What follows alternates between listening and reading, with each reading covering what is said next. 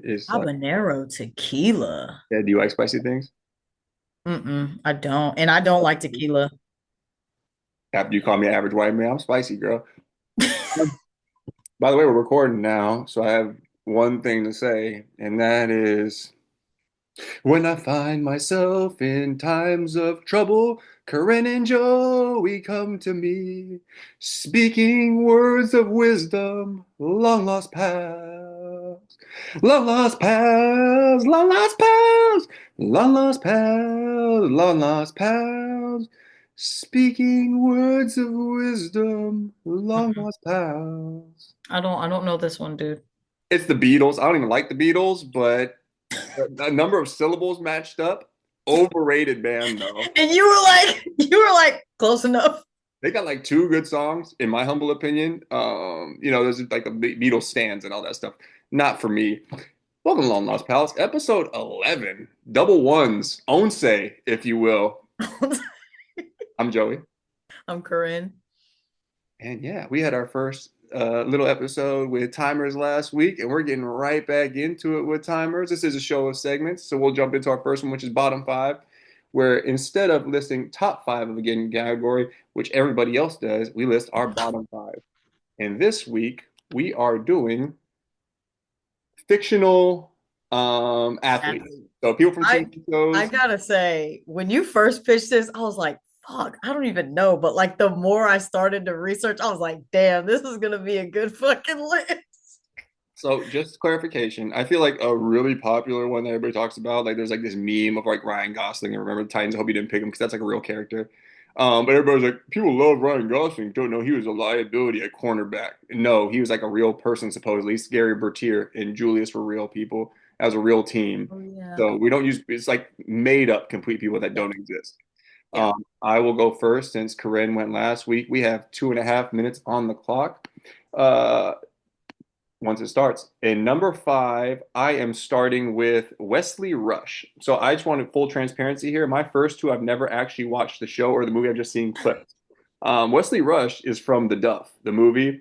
So Uh, he's the quarterback. There's a scene where he's like talking to the Duff, whatever that means, and he's like dropping back, and he throws the weakest pass you've ever seen in your life. So either this man grew up in a house full of artistes, or he had no male role models that loved him because that shit was the weakest shit I've ever seen in my life. And then later, years later, he's on the Rich Eisen show, and I guess he took a lot of criticism for it. So he like throws the football in the parking lot, throws it super far. Still looks weak as fuck, goofy as hell. I don't care if you can throw it far, bitch. It's the form that bothers me. You're number five. Number four, I'm going for with Spencer James from All American. First of all, a terrible fucking show. My wife was watching it. I just tuned in for an episode or two. There's this scene where he runs this weak ass route. It looks like some shit like in seventh grade, everybody wants to play football. So there's like 100 kids that come out for the team. So it looked like the way the orchestra kids and the Boy Scouts looked who had never played sports before when they were trying to run routes for the first time. It was so ugly, so uncoordinated. They did it in slow motion, didn't do this man any favors. Like, oh. you got a budget, hire somebody to help him out with these routes before you put this man on blast. It was fucking terrible. Also, my algorithm is now poisoned with this guy, and I just found out how bad of an actor he is in general. He's number four. Number three, I'm going with Cooper Norris from Landman. He's Billy Bob's son. So he's just this like rat faced fuck who's scrawny, and they trying to tell me that this man was a collegiate wrestler. Okay, bitch, I believe any other sport. I believe golf. I believe baseball. This fucking guy, have you seen collegiate wrestlers before? These guys are fucking jacked, and this guy is least. Like got this wispy little mustache, skinny as hell. That man ain't wrestling shit. He's number three. Number two, I'm going with Rocky from the Three Ninjas. He's the oldest brother. First of all, my major concern about this is why is he playing with his little brother who's like 6 years old and he's like 12? This man is on the mound throwing about 30 miles per hour for a fastball. There's a scene where he's envisioning the batter as Lisa DiMarino, his crush, throws it underhand, get the ball, gets crushed. He sucks. He's terrible. That's number two. Number one, I'm going with Danny Zuko. This man just randomly lettered in track. Bitch, you just raced on Thunder Road last night. When did you have time to letter in track? Did you just abandon their friends when they're stealing all these parts? If so, you're a shitty friend. You're also a shitty athlete, but we've seen Rydell High, not the best of athletes. We've seen their football team, so maybe it is possible. Danny Zuko, you're number one. Bro, the way our lists are like not even close to being similar, All right, I'm ready. Let's start it off. Number one or five, I'm going with Forrest Gump. I'm gonna let him make it on the ping pong. He went to the fucking Olympics. I'll give you that. Football. He gets a college scholarship, academic scholarship, full ride off of football. The only attribute that he had was he could run fast. Tyreek Hill can run fast. Can he catch? Can he block? Can he shuck? None of that. Didn't matter. He can just run fast. I'm sorry. Forrest Gump, you're not a fucking football player. I'm not buying it. Number four, Troy in High School Musical. This fucking, I'm sorry, Zac Efron, you have never dribbled a basketball before you got onto the High School Musical set. Just like you were talking about how this guy in the fucking what was it? All American. In All American, you're like, there's no fucking way that this guy. Look, I'm sorry, Zac Efron. He was just a theater kid that they were like, we need you to play an athlete. It was very fucking obvious that he was not an athlete outside of that show. Got to give it to Troy in High School Musical. Number three, the kids in the Sandlot. Now, these kids are obviously like the misfit. They're like the misfit crew. Like, none of them were athletic. That's how and why they all hung out. You got a kid on your team who doesn't even know who Babe Ruth is. There was one good kid. There was one good kid on that fucking team. That was Benny with the fucking Chucks. The rest of these guys, I don't know what to tell you. All of you guys sucked at baseball. I'm not buying that any of them were even hitting the ball most of the time. All right. Number two, Air Bud. You mean to tell me nobody can guard this fucking golden retriever? He has one move. He's 2 feet off of the ground. Nobody can block him? Are you fucking kidding me? How is Air Bud making shots? What are we doing, guys? Number one, the average Joes in dodgeball. You've got a fucking guy on your team that is a pirate. You got another guy on your team who looks like he's benching the bar. They're getting whopped by Globo Gym. I'm sorry. Average Joes, you're not athletes. I hit so much when you said the pirate thing, and it was like I tried to wipe it up. There was like a lot of spit. What, just like a drop? Yuck. Bro, them Air Bud. Airbud belongs to SeaWorld. Don't they have dogs at SeaWorld that do the tricks and shit? I'm going with, or I'm not going with. My one complaint is Benny the Jet. He wore PF Flyers. He didn't wear Converse. They look the same, but they're PF Flyers. Good catch. You're right. You're right. He was the only athlete on that team. I feel like both of us spent a lot of time in like our number 5 or number 4 pick. We had to rush the ones that I actually cared about. I was trying to stay on time. I was like, damn, I needed more time for Danny Zuko, but I wasted all this time on trash ass, tubey ass, All American. Okay, well, that wraps it up for bottom 5. Unless you had any notes for me. I haven't even seen 90% of what you said. You don't need to watch a lot of that shit. I mean, Grease is fantastic, but we don't need to watch all of it. So we're gonna move into our next segment, which is the test of time, where we examine something or revisit something from our childhood that once ruled to see if it in fact still rules. And this week we did the Rugrats movie from 1998. Since it's a movie, we do 3 things. Well, really 4. We kind of give like major points from the plot and the storyline. Then we give our favorite scene, our least favorite scene, and then a 5-star rating. And Corinne, you have the floor for a test of the Rugrats movie. I'm gonna be honest, I didn't do none of that best scene, worst scene shit. Let me just talk about this fucking movie overall. Because first of all, watching this movie as an adult is terrifying. You're a fucking parent. If you came home and you left your wife at home and you came home and you were like, hey, where's the kids? And she was like, oh, aren't they over here? And they weren't there. I'm watching this as an adult and I'm like, this is actually fucking terrifying. Then you find out your kids are just off in the woods. Grandpa, why is he babysitting still? He falls asleep every time. The babies are wandering around the hospital, bro. Where is everybody? Why are these babies always unattended? That's a fucking problem. He's always the babysitter. Yeah, Look, I'm sorry, y'all got to get some childcare, okay? You know what I'm saying? We need to get some nannies in this fucking house because kids are just all over the place. Angelica was on skates for 45 minutes of the movie. She was just skating for 45 minutes. I don't know why they even put her in the movie. She had nothing to do with anything going up. There was no growth. She didn't learn anything. She went in that forest for Cynthia. She got Cynthia. She got the fuck out of there. Why is she even in the fucking movie? Okay, then let's talk about Stu. You know what? I know he's trying his fucking hardest. Sir, a hang glider, a hang glider to hang glide over the fucking forest to find your children, and What was his name? in the process of doing so, you take out a helicopter that was actually searching for your children. This was your fucking brilliant idea. I hope, Dee Dee, file for divorce as soon as this fucking movie is over. File for fucking divorce because this guy is incompetent. You can't have procreated with this fucking guy. Am I wrong He's got a dashing personality. He's got a good heart. That here? what was the name of that hang glider? What was the name? I don't even. It Or was like attack or something? Give me the number. Give me at least a 5-star rating. What we got? I'm giving it a three. I'm giving it a three. I can't. I can't. I can't. The movie is.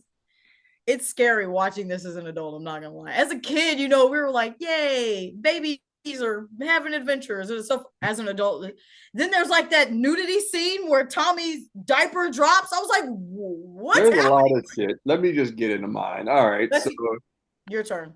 first and foremost, there's a lot of adult themes and adult jokes in this movie. First and foremost, one of the major storylines is like sibling dynamics, and it's like Drew getting on Stu for the fact that he doesn't have insurance and doesn't have a real job. And I'm like, first of all, does Dee Dee have insurance? Because she's going to this expensive ass hospital that Dr. Lipschitz runs. And if you don't have insurance, that's just going to cost you about 40 fucking grand.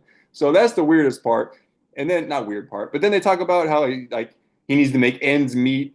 And then there's the quote where Drew's like talking to Angelica, and he's like, "Daddy's got to drop you off. I got to work some OT, so your mother is not ashamed of my quarterly earnings." Like, kids aren't catching on to none of this shit, right? Yeah.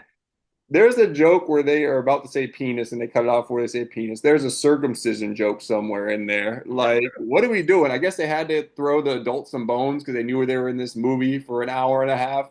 Yeah. Uh, yeah, and Angelica was bald shaming my boy T Pickles at some point in time. We don't got no time for that. We don't do bald shaming around here. He's just a baby, also, so show some respect.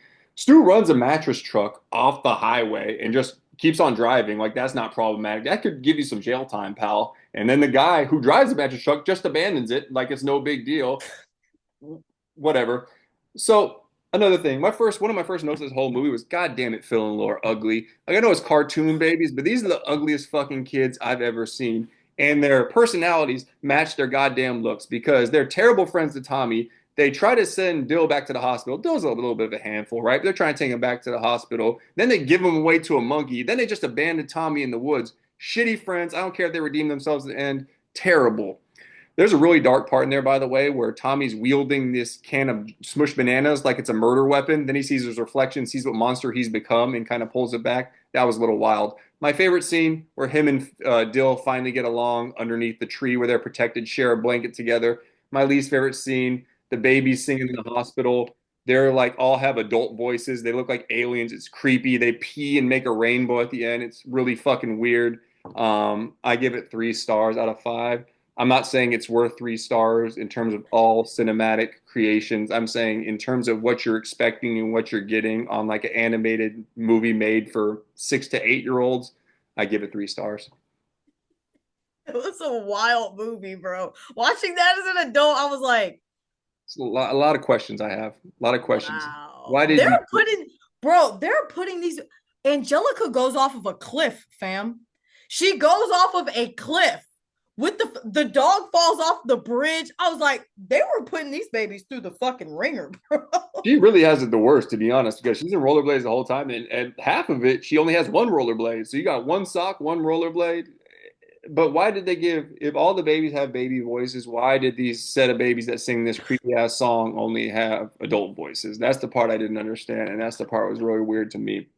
Um, that wraps up A Test of Time. 3 stars from both of us, a total of 6 out of 10, 60%. That's an F. Let's move on to Boomer Moment of the Week. Boomer Moment of the Week is just a chance for us to complain about something that's pissed us off. We took a break from it last week. We did Freaky Friday. We're back with the Boomer Moment of the Week. We're each going to get 1 minute for this. I will go first. Let's hear it. I'm going to finally stand up for my people. Don't panic, Corinne. I'm not talking about white people. I'm talking about, although half of you is probably like, hell yeah, brother. I'm talking about bald people, okay? Because why is it when I go bald that all of a sudden it looks like I got tattooed on my fucking head, roast me? Because all of a sudden I'm bald and everybody's a fucking stand-up comedian and everybody's a supermodel, okay? Why does everybody feel like they can just make fun of me for being bald? I'm talking about coworkers, I'm talking about family friends, I'm talking about my friends. I'm like, why is this just okay? This is a top three male insecurity. I'm fine with it at this point. But it's right up there with a couple other things that we don't need to get into right now. I'm not talking about people's weight. I'm not talking about the fact that people need to go to the orthodontist. I'm not talking about people with bad taste in men. I'm not talking about people with bad breath. But you have the right to talk crazy to me about being bald? Last time I checked, Corinne, not everybody's a 10 out of 10. And you just want to find the need to take me down over something I can't control, or my bald spot, my hairline? I'm not with it. I would never bald shame you because I was bald for years. So Thank you. It's very disrespectful. I don't know why people feel like it gets the green light. What about being bald? I don't get it.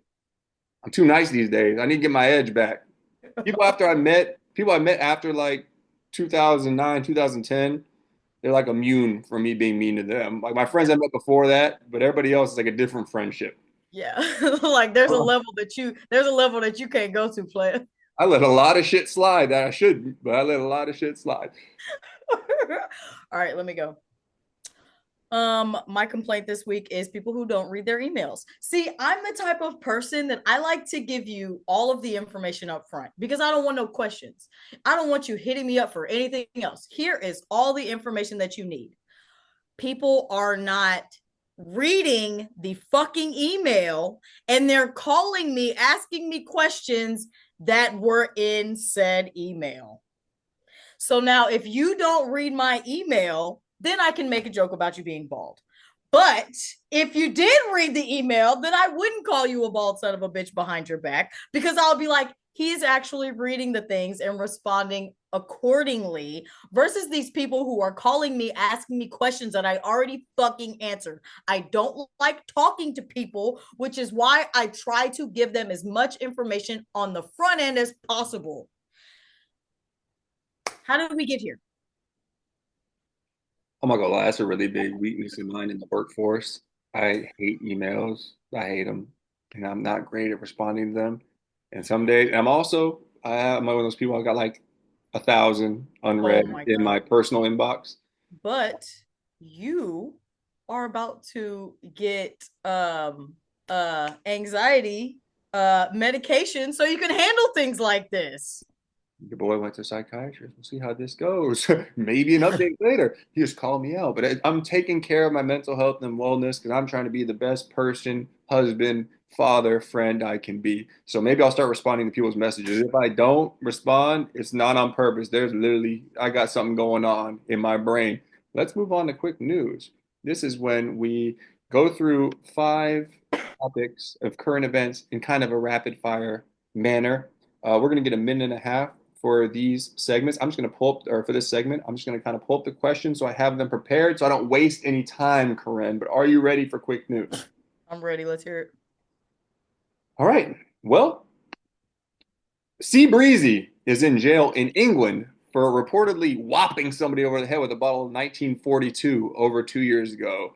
This is going to cause several tour dates to be canceled. Are his fans ever going to give up on this man? I wish they would, but they probably won't because they're deluded. And I just hope that everybody who bought tickets to see that fucking asshole don't get their money back and they end up canceling all of his shit. So it looks like Brock Purdy, your boy, got a hefty new deal with the Niners, which includes a no trade clause. As a Niners fan, how do you feel? Queasy. Call me Queezus Christ. Call me Queezus Quimby. I'm feeling real iffy about it. A lot of people think he's top five. A lot of people think he's bottom five. I'm somewhere in between. He got a lot of money, and we're stuck with him for 5 years. I don't know how it feels. I hope that he is what everybody hopes he will be, that is supportive. Shedeur Sanders denied Cam Ward's request to trade jerseys, and he said, I quote, "Nah, I gotta sell it, bro. I gotta have some type of money. Shit, I'm already down." Do you feel bad for Shedeur? Honestly, I really don't. I think that he just had a little too much dip on his chip, and the NFL draft just wasn't kind to him. It's not kind to everybody, and he's just gonna have to take that L. And I really don't feel any type of way about it. But the WNBA is back. Is there anything specific about this season that has you excited? Decided to support my new team. You know, I had to pick a team this year. I didn't have a team before. It's important for me to have a team, so I'm going with LA Sparks. I lived in LA for a few years. Shout out to Kelsey Plum balling out the first game of the season. Excited to see these second year people produce. Angel Reese, Caitlin Clark. It's going to be a fun season, as well as Paige Becker's interested to see what she does in her rookie year. Last question. Hikers in the northeastern Czech Republic found essentially a hidden stash of gold worth at least $360,000. What are you doing if you were the one who stumbled across these doubloons? Bro, you would never hear about it. It wouldn't be on the news. It wouldn't be a report. It wouldn't be on a blog. It wouldn't be on Instagram. We wouldn't be talking about it right here if I found some money. God just be blessing the wrong people. I don't know how or what. When am I gonna get mine? That's all I want to know. I don't think, I mean, that's some leprechaun ass shit. I mean, it wasn't a pot, but it's essentially a pot of gold. Like, this is the shit that short Irish men dream of. So, And you telling the news about it? and it's I'm not at the even, pawn shop. I'm getting the fucking jeweler to look at the shit 5 minutes after I find it. well, Whatever. to be fair, they remained anonymous. That Not was anonymous enough. that was quickish news. We went way over, but you don't know how far we went over because I turned the timer off. All right, we're going to get into our last part, which is our recommendation. We can recommend anything from a movie to a show to an activity, whatever the case may be. And Corinne, yours are usually more meaningful, so I'll let you go first. In case you take 55 seconds again. I'm not gonna take up the whole time this time. Still Okay. sticking with Asian American Heritage Month. I'm going with Train to Busan this week. It's currently on Netflix. It has a 95 on Rotten Tomatoes. Director is Yeon Sang Ho. I'm not big into zombies. Horror is my favorite genre, but zombies aren't for me. This fucking movie is good. That's all I'm gonna say. Train to Busan. That's my rec this week. What a great transition. The word good, The Good Dinosaur, a Disney movie from 2015. So we've started a new tradition in my household. We try to keep away from screen time because we got small children, but we do a Sunday morning movie, you know, 6:37 a.m. You want to have a easy going Sunday morning, watch a movie. And a lot of times my daughter doesn't let us watch new shit, but this week we watched The Good Dinosaur. I have been disconnected from Disney movies for a while. I feel like it didn't get a lot of hype. If you haven't seen it, it's definitely worth a watch from like 2015. The Good Dinosaur, a good view. Okay, well we made time on that one. And that wraps up episode 11 of Long Lost Pals. How do you like it? How do you like it? That one's still stuck in my head. So that might be the best. That was like number two in the songs. And the That was fact a that that pretty one's good still one. stuck in my head, That's a pretty good one. he's got to pay. You're actually pretty decent at singing. We don't need to go into tangent right now. Like, as someone who's, Hey, you know what? Chris Brown, get rid of him. I'll fill in. I'll fill the light skin R&B uh hole that he's gonna fucking leave. I might have to do some lip syncing and learn how to do a backflip. But other than that, like I feel like